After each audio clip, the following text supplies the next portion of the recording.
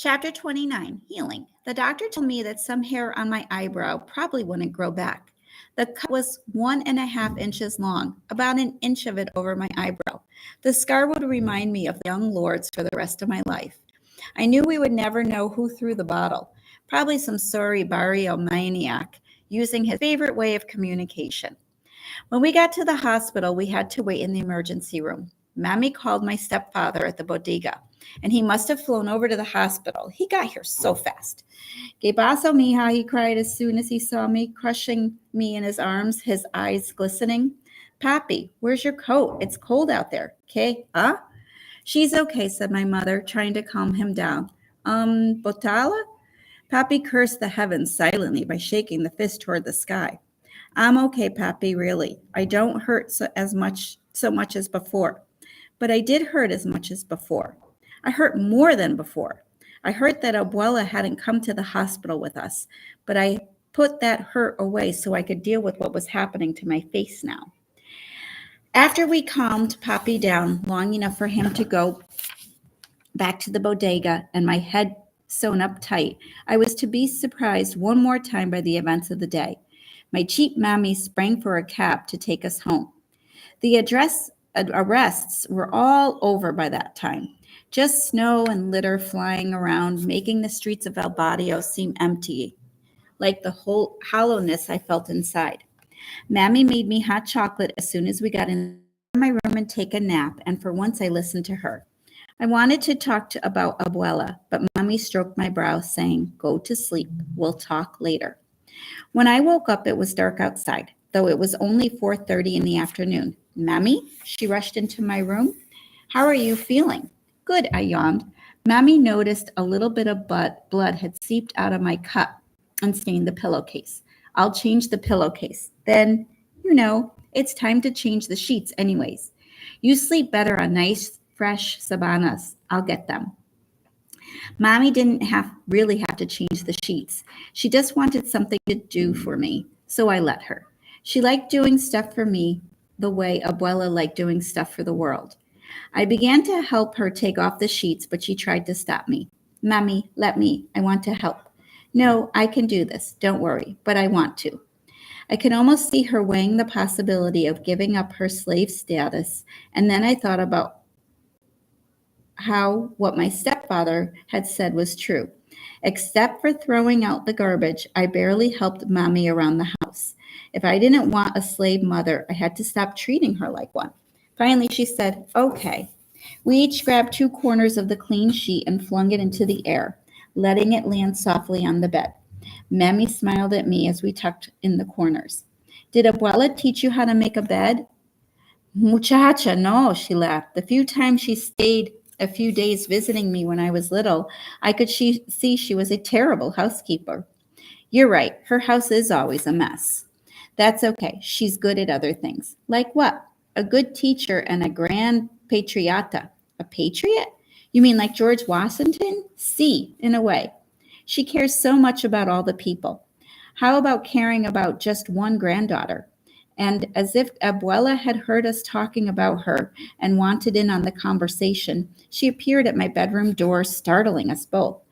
"You two left the door open." She was flushed, excited, waving around the latest edition of the New York Times. "I see you are all right. Thank goodness. Just a little cut on the head." 10 stitches, I said. "Oh, yes, but look at the paper. Look." It was so emotional when the buses came and took the young lords away. We all yelled, "Que viva Puerto Rico libre," and some of us sang, "Que bonito bandera." All that, her eyes welled up with tears. "Quieres café?" Mama offered, putting her arm around her mother. No, I'm okay. Listen to this. Come to the kitchen and tell us," said Mammy. We followed Mammy with Abuela reading all along. The 11-day occupation of an East Harlem church ended today as 105 members and supporters of the Young Lords organization submitted peacefully to arrest by 8 unarmed sheriff deputies. Abuela looked so excited. "You should have seen those young lords, proud, defiant," she said. "I wish I could have been there with you, but I was too busy getting stitches in my head," I said. Mommy shot me a look. My sarcasm was lost on Abuela, but at least she finally focused on me. Yes, pobrechita. I'm going to have a scar on my eyebrow where the hair won't grow back. That's not a problem. All you need is a little eyebrow pencil. She went on, we can be twins. Then she waved the newspaper around a little bit. Listen, I love this part. As their names and addresses were called off, the young lords rose, many of them correcting the reader by giving the Spanish pronunciation of their names. Abuela was waving the newspaper. Maybe you should go back to your full Spanish name, Majita, she suggested. I hated to admit it to Abuela, but I was thinking that too. I think I will go back to being called a Rosa. Listen to what one of the young lords said, she went on. The pressure on the church will not stop. This is going to happen all over the city until religious hierarchies respond to all the needs of the people. Beautiful words, no? See, I said. Mammy poured 2 cups of coffee. Just like the young lord said in the newspaper, this is not over, and he is right. We are going to occupy Lincoln Hospital in the Bronx next. We have been talking about it for weeks. I cannot wait. You will help with your amiguitas, right? She filled the room with so much enthusiasm. There was no space left for me to be angry. Of course, Abuela, I said. As soon as these stitches come out, not that they are as important as taking over a hospital. My mother stifled a giggle. By now, my feeling of sarcasm had turned into more like teasing. The cut was nothing compared to taking over a hospital in the South Bronx. Besides, Abuela's enthusiasm was contagious and as catchy as a song that stayed in your head no matter what. I stirred my coffee and looked from one to the other. Yes, I looked like Abuela, but there was something in me of mommy too. Not an obvious thing like hair or skin color, but more like a look or an expression. Okay, I'll go now. Abuela waved goodbye, and like a flash of mercury was out the door. That goodbye wave again, I said. Mammy and I just looked at each other for a second. Then we couldn't help it. We burst out laughing. Yes, but she will be back. Don't worry about that, said Mammy.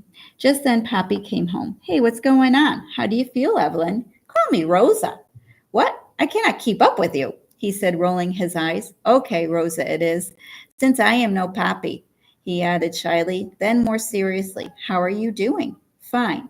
I just saw your abuela flying down the steps. She'll come back, Mammy answered for me. I hope so, I said. He looked at Mammy. Do I have my mujer back?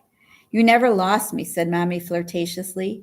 Papa sighed. I'm going to lay down. I need to take it easier. I hope we can get back to normal or whatever we were before. Look, said Mammy, pointing to Abuela's cafe. She did not even have her coffee. You can have it, Mammy. I will. She picked up the cup and started to drink standing up. Drink, Meha, she said to me. Only if you sit and have your coffee with me, Mammy. Mammy laughed and we sat down at the table like 2 people at a restaurant. Here we are, she said. Just where we should be, I answered.